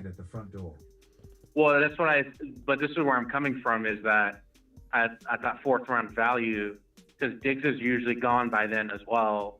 I'd rather have Zay Flowers. They're like the same player, but he's the number 1 receiver on his team, or get a running back or something, or somebody like that, or maybe I draft my Patrick Mahomes in that 4th round area. I don't mind the Mahomes. That's where I'm coming from. I don't mind the Mahomes take, but I think this is still about Nico. And to be honest with you, I'd rather have Nico Collins, who I believe could be the number 1. You're assuming he's the number 3, which is, I don't think that's a safe assumption. But I'd rather have Tank Dell as the number 2. Let's call him the 2, or tied for the 2 in his offense than Flowers as the number 1 in his offense. Lamar Jackson has never produced. A fair point. Lamar has never produced a top 30 wide receiver, bro. That's a great point. Well, then what about Jaden Reed? Because he usually gets at round 4, like a round later. So like I'd rather pick a different position if I'm only have. How is Jaden Reed? Look, I love Jaden Reed, but how is Jaden Reed in any safer of a situation? He could be the number 3 wide receiver more than Dell could be the number 3 wide receiver, bro. He's got a guy. Look, Dobbs is also like technically in the lineup as the 2. So Reed's out there more so with 3 wide receiver sets. If I remember correctly, I don't quote me on the stat, but I think it's accurate. I think Jaden Reed played on the field, and I'm not trying to alarm people because I love Jaden Reed. Scuba, I missed your call. Call back in. I believe Jaden Reed was on the field less than 5 times the entire season when there were 2 wide receiver sets. So you've got Dobbs, and I'm not a fan of Dobbs over Reed. I'm just trying to tell you, you got Dobbs, you got Reed, you got Wicks. Those guys are all competing, right? And then if Watson's healthy, he's the number 1. He proved it all year long. Dell is miles above Reed. Yeah. And again, you have a guy in Stroud that I'm not saying Jordan Love's not going to ball out too, But Stroud could throw 40, 45 touchdown passes this year, bro. So what if he's like tied for the second wide receiver? He's going to eat. There could be 3,000-yard receivers with ease in Houston if Diggs does stay healthy. Then you add in the Diggs injury risk. You add in the fact that if it's just Dell and it's just Dell and Nico later because, you know, Diggs is older, he gets pissed off and he's on a 1-year deal and the team says cut him. Like, there is a world where Diggs could put himself in a position where the team cuts him. Like, I'm not saying it's going to happen. I'm just saying this guy put himself in a dumb position. He said, get me on a 1-year deal. Why in the hell would you do that at 30 years old when you have a pretty lucrative contract? And I know it's not all of it was guaranteed, but it was quite... I'm going to pull up the original contract. But anyway, enough of this. I get what you're saying, but I just wanted to ask you why you felt that way. Dell to me is a steal in round 4. It makes sense. I think a couple things have happened since the summer has started. Is I've done less best ball drafting, where in my opinion Tank Dell is super valuable because he can explode literally at any time. While like now I'm starting to draft more in like my leagues, and Tank Dell just doesn't seem like somebody that I can trust to start on a weekly basis, especially on that fourth round grade. I mean, you got to do that's where I'm coming You got to from. do what you got to do. Trust your gut, because you know I'm going to be wrong on some stuff, bro. This might be one of them. You know, maybe Dell can't stay healthy. I don't know. I'm not saying. I don't think last year proved that though. Last year he broke his leg running into a pile of 300-pound men, and you or I would have broke our legs too. So I'm not even. It's like 18 freak injury. And the same thing with Kyron. Kyron injured his knee. Yeah. You would have injured your knee. Yeah. I would have injured my knee. Jamar Chase would have injured his knee. And then he got hit in the knee again, and he didn't even need to come out. It was Mike McDaniel that said, "Come out another game. I don't like this," and that was on him. That was not up to Achan. I'm sorry, I said Kyron. I meant Achan. But Kyron doesn't concern me of injuries either. I get what people are saying, but give me the upside. Kyron was still he scored 15 touchdowns, 12 rushing in his injury-plagued season. I'm not worried about it. All right, hang tight, Elvis. Mute yourself if you want to come back. I'll ask you. Will do. I'll mute myself. All right, Ryan from Denver, then Young, and then back to Travis. Go ahead, Ryan. You're live. Yeah, how are we doing? I'm getting a ton of mixed feedback on this, so I just wanted your thoughts. Dynasty Superflex. I would be sending Hurts, Alvin Kamara, and a 2026 second. And I would be getting Lamar, and all signs point to a top 4 2025 first. Hurts, Kamara, and what? 2026 second. I'm projecting it to be late, but who knows? For Lamar, and a top 4 pick in 2025. All signs point to that. I know things can change, but the team is tanking. Top 4, like you feel like it could be even the 1, a very good chance of being the 1? Correct, because the top 4 go into a lottery. Oh, a lot, but that's what I was trying to get at, is how likely is this to be 1? And lotteries, oh man. And is it a weighted lottery, or is it equal share lottery? It is weighted. And I think this will be maybe a 2-3 win team this season. I mean, look, I like the pick. What's your team look like to make me determine whether you can win now? It's solid. I don't need Kamara. I have Brees, ETN, Jacobs, and Ramondre, so I feel pretty safe without him. I'm getting a lot of pushback with some other folks I've been asking, saying just to keep Hurts and Kamara. Well, that's the way I lean for sure. But what is your team? What does your team look like? So you have ETN, you've got say the whole team, your starting lineup. Okay, I'll just preface it. I have pretty much 0 picks moving forward. Dak, Hurts, Goff, Russ, and Penix are my quarterbacks, so I'm pretty good there. And it's a 2 QB? Yeah, super flex. So Dak and Russ are my starters. Yeah, I feel I'm gonna say right now. Okay, who are your receivers? I just want to make sure you can win. But I'm gonna say right now, Hurts is in the top 3 overall, bro. Lamar is like, I'm not saying Lamar I wouldn't take like in that second half of round 1, but this first rounder, I want it. But at the same time, bro, if I'm on the flip side of that, I'm trying to upgrade Lamar personally. I'm not as big of a long-term Lamar fan as everybody else. And I'm throwing in a first rounder to get Hurts. But give me your wide receiver room. It's loaded. I mean, I'm in a great position. CD, Amon, Olave, Aiyuk. So yeah, bro, don't trade Hurts. Why would you want to dilute when you've got that stacked of a team? You know, you got the running back, you got everything going for you. What makes you want to rebuild in the middle of smashing? You know what I mean? Like, I think you're bored. Yeah. That could be. That first rounder. You have so many good players that you don't need to replace it with that.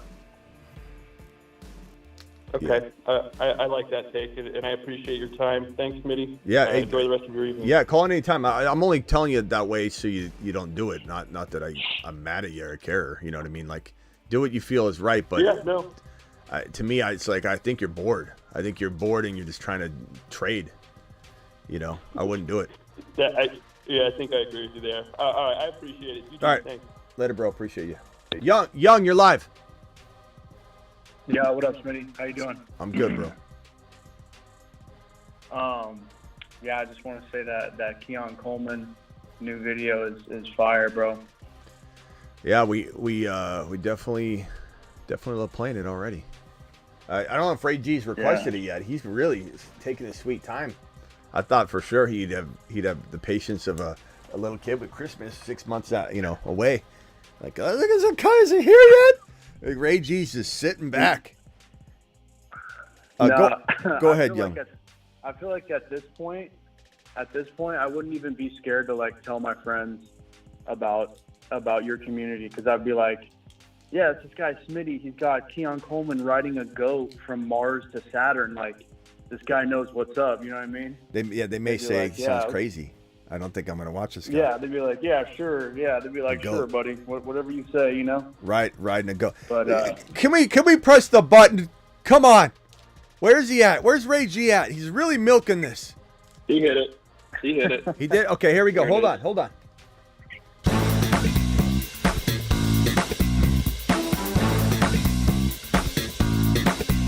There's a little delay on that, so let me hit it one more time because it didn't fully play.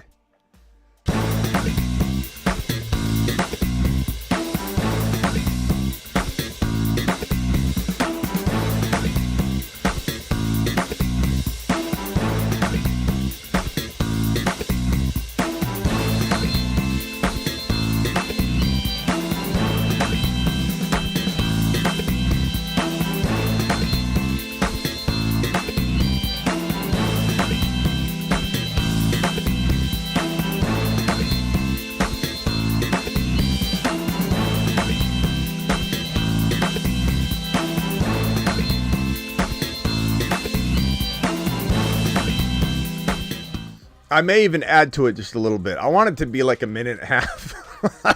I don't know. All right. Go ahead, Young. What's your question? But thank you. Appreciate it. Spread the word if you can. And for anybody that says, oh, I don't want to tell anybody about this channel, you can tell someone on the street corner. You can't tell me you don't go get lunch every day or walk with your coworkers somewhere and you see a guy wearing a Cowboys hat or Niner hat and you just lean over and say, hey, bro, watch the Fantasy Football Show. You can tell somebody once a week minimum. And if everybody did that, we'd have more giveaways. As we get bigger, we've only gotten better. Can anybody say we've gotten worse as we've gotten bigger? I don't think so. Okay, go ahead, Young. I'm sorry. No, yeah, I'll definitely be on the lookout for some strangers. You know what I mean? And, yeah, but I wanted to revisit this with you. This is a question that I asked like months and months ago, and we already had it locked in. But my keeper league, 2 weeks until we have to lock it in. All these guys I got at really good value. Keeping 2 of them.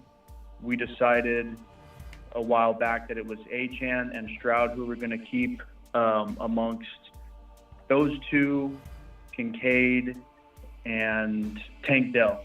But I just wanted to ask you one more time before we lock it in, and just to make sure. Are there round values attached to this? I got them all. Yeah, exactly. Round value, but all of them in like very late rounds, and I even got Stroud off waivers. You let me determine hit me the rounds. Okay. Fast though, bro. Kincaid, the 11th round. Tank Dell, I got Tank Dell in the 15th round. Achane, I got in the 16th round, and Stroud, I got off waivers. So yeah, 17 or something like that. What is it? You don't lose a pick if you get them off waivers. So we'll just call them 18 or whatever, or 20. I'll just throw a number on there. Okay. Yeah. So, and it's Superflex or no? No, it is not Superflex.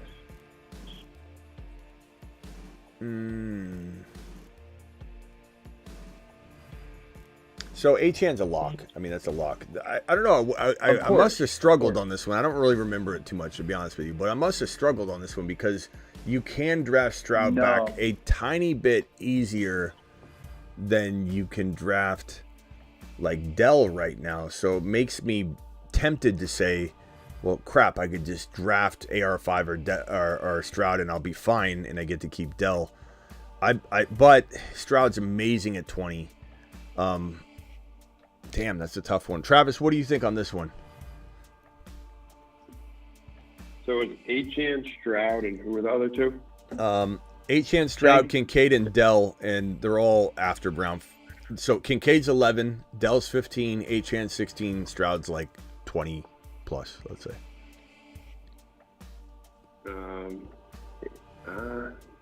Achane and chat vote. Yeah, I mean Achane for sure. At first I was going to lean Stroud, but you think he can get him? Well, I guess as opposed to, I'd say either Stroud or Kincaid, but that's just me. Kincaid is interesting at 11. Do you lose a round or two every year though?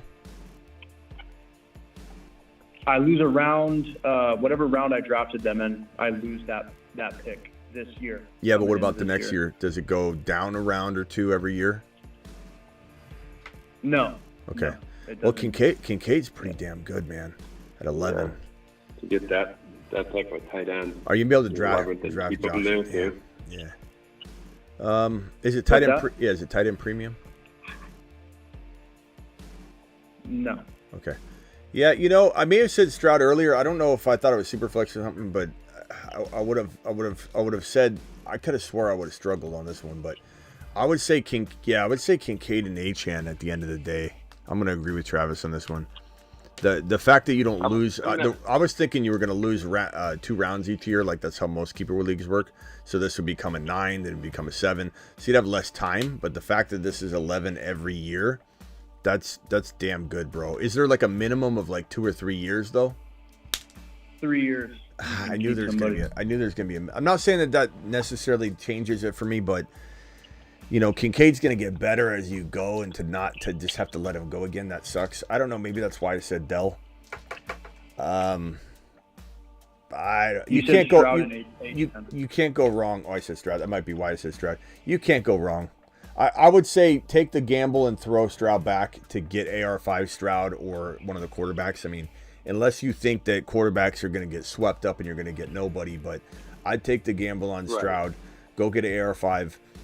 You can't go wrong with Dell or Kincaid. You just can't. Dell's going a little higher than Kincaid, so logic tells you, hey, he's got a better keeper value anyway, so Dell might be the safer grab. He's a wide receiver. Then you don't run into a wide receiver drought or anything like that. Kincaid, you're going to have a good shot at drafting him back. I'm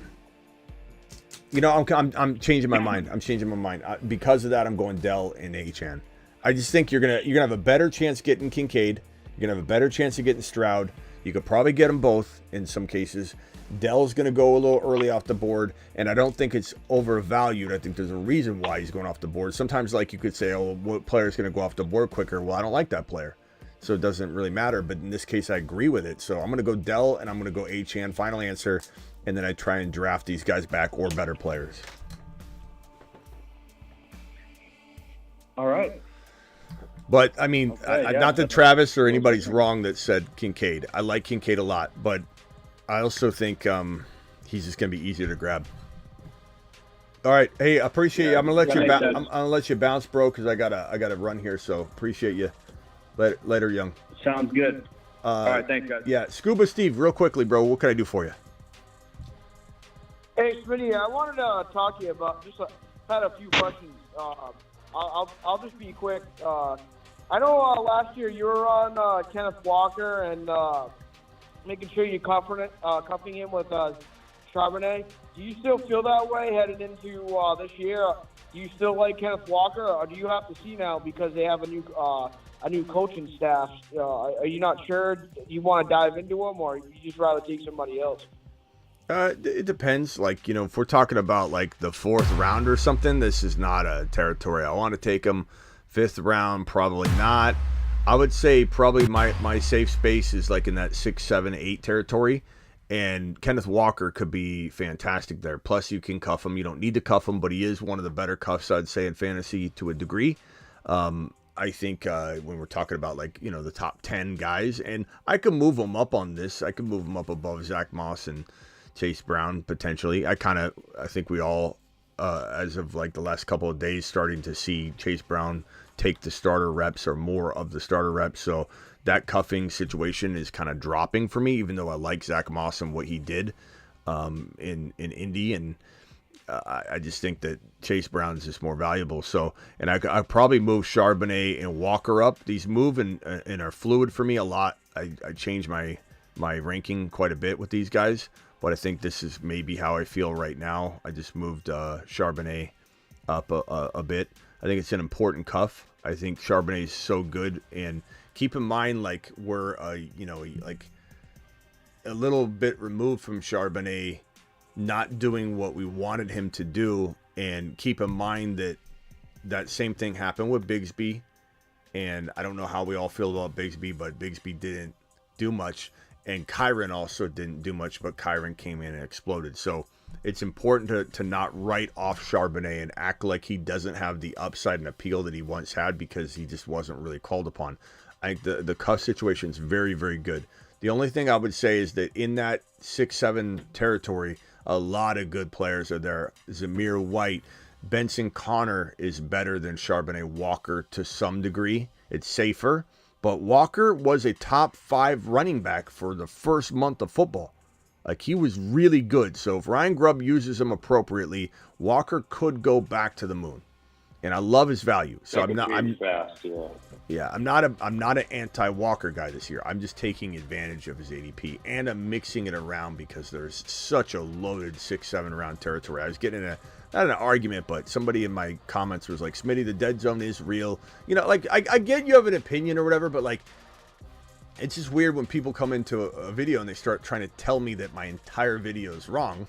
Like, Smitty, just to let you know, I know you made this big, long video, but there is a dead zone. It's in round 6-7. Okay, just wanted to tell you. And so, me being the guy I am, I'm like, wrong. Wrong. Muy mal. Like, 6 and 7 is glorious for running backs. There's running backs you could grab cups full. And so, you're in a territory where I like to mix it up a little bit, is all I'm trying to say. Connor, Benson, do it in one league. Walker, Charbonnet, let's do it in another league.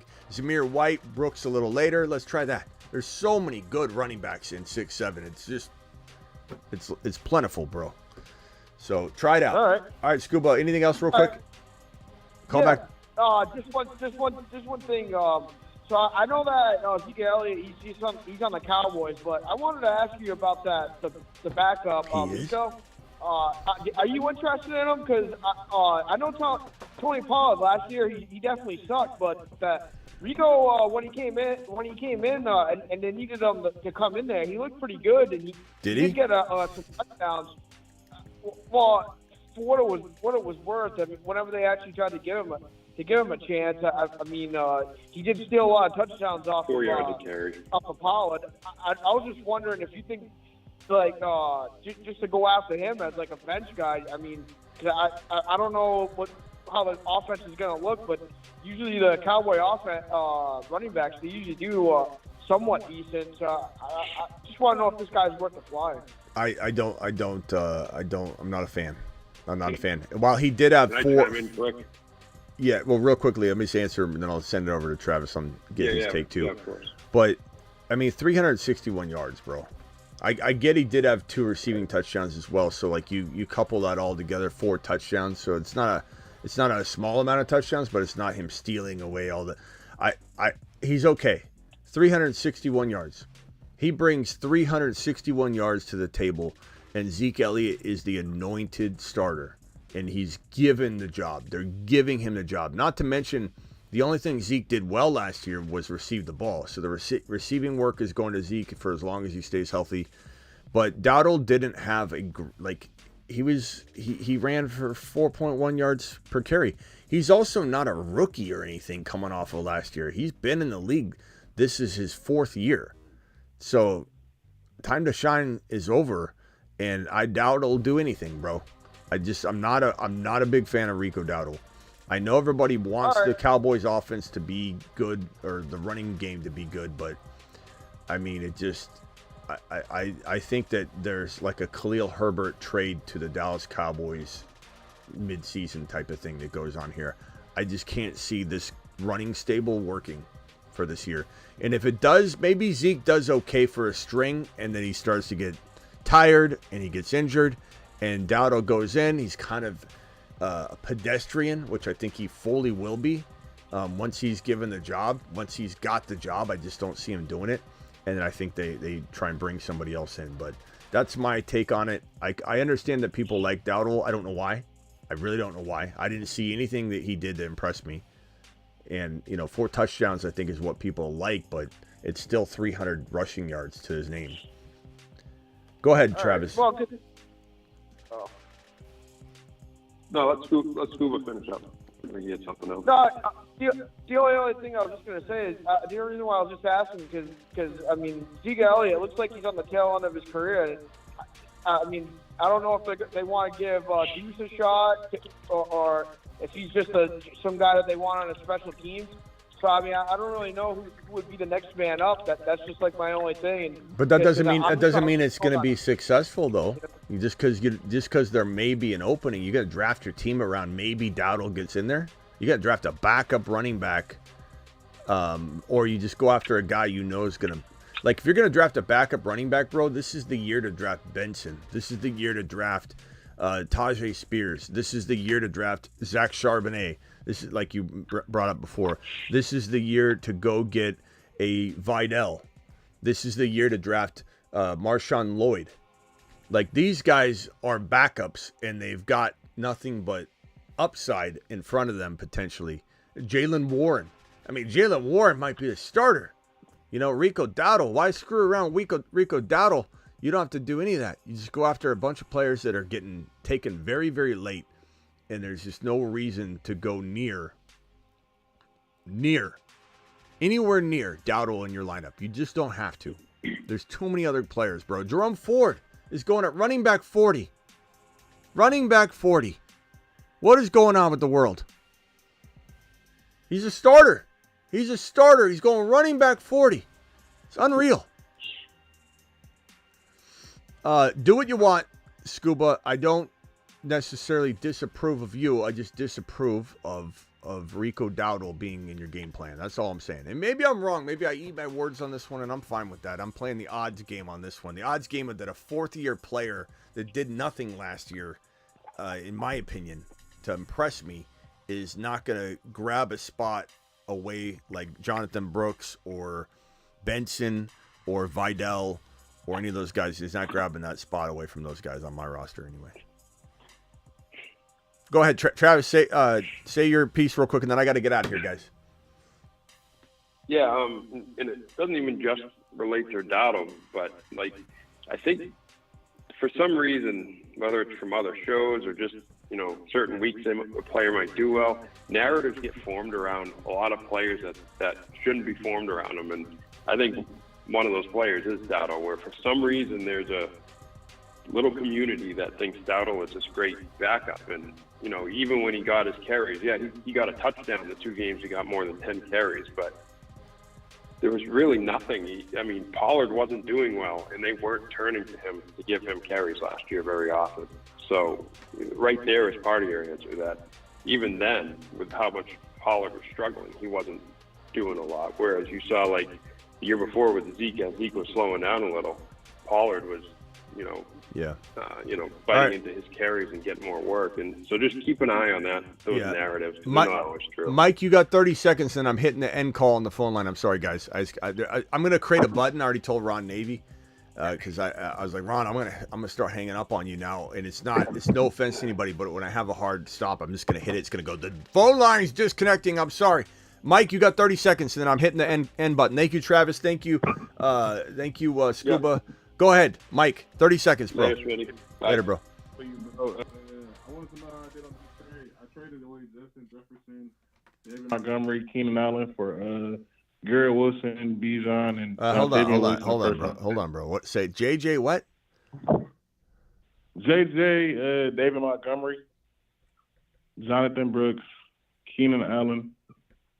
I traded away that for Bijan, Garrett Wilson, and the first round pick. This is a dynasty league, right? Super flex PPR. Yeah, I love it. Hassan, I'm coming to your question in a second here.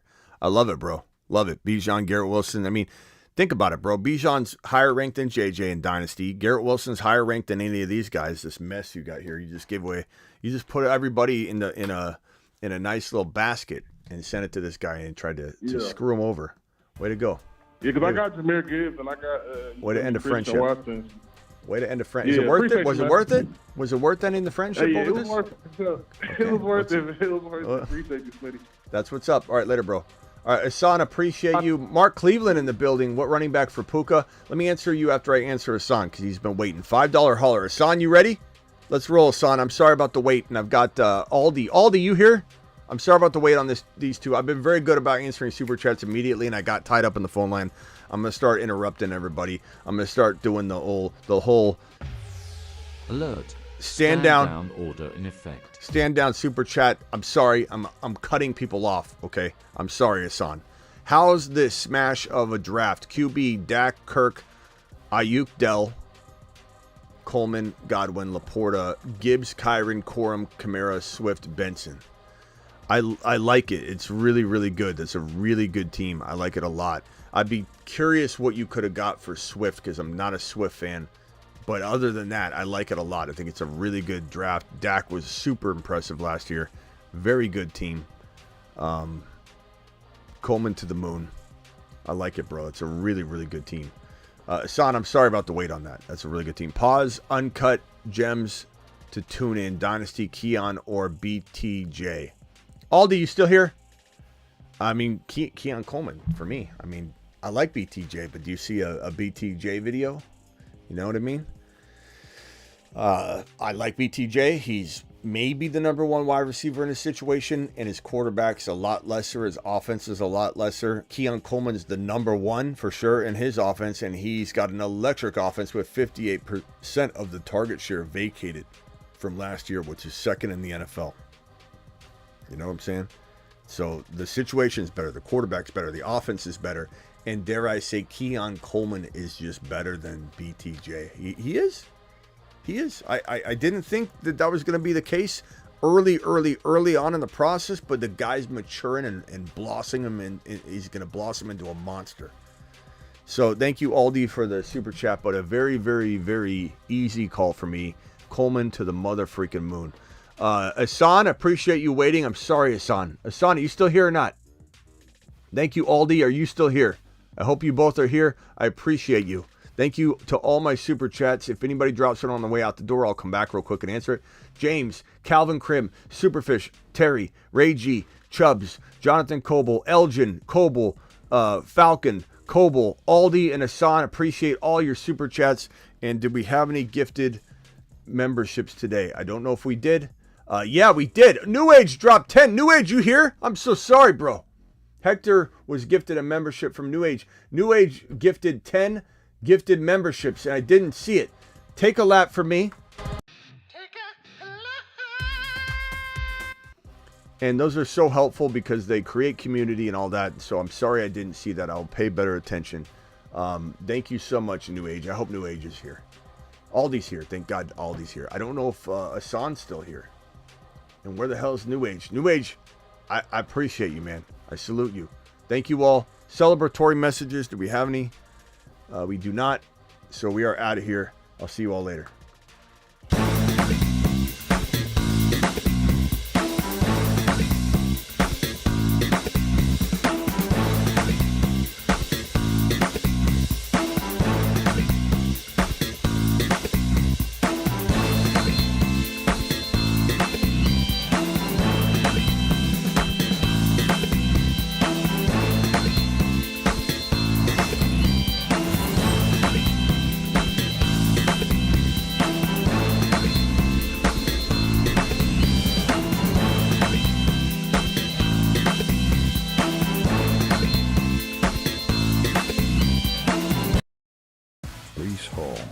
Is 8 foot tall. He will always answer the mother freaking call. Don't let him fall. In the third, don't stall. Just give Batman the freaking football. He's Brees. He's Brees. He does a whole of a job. A whole of a job. A whole of a job. Brees Hall, please report to the moon. He does a jale mayor. He is a body catcher. Yeah.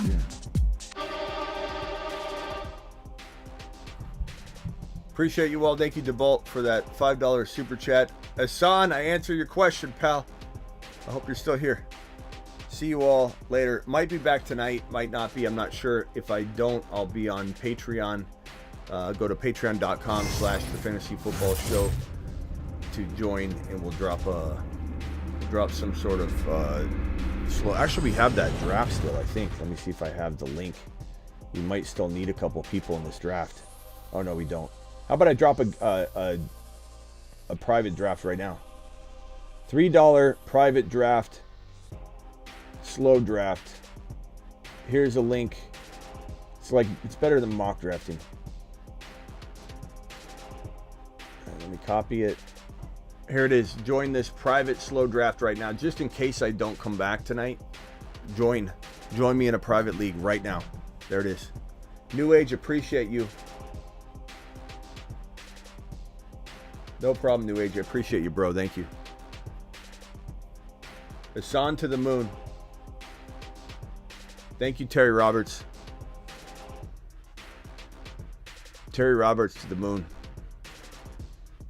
Later, Terry. All right, see you all later. Hopefully tonight, hit that link pinned in the live chat if you want to draft on Underdog with us, please. Also consider joining the Patreon because it's the best community ever. It's an extension of the freaking live chat that's 24/7, 365. And here's the link if you would like to join the Patreon. Do it live. Boom, there it is. See you all on Patreon.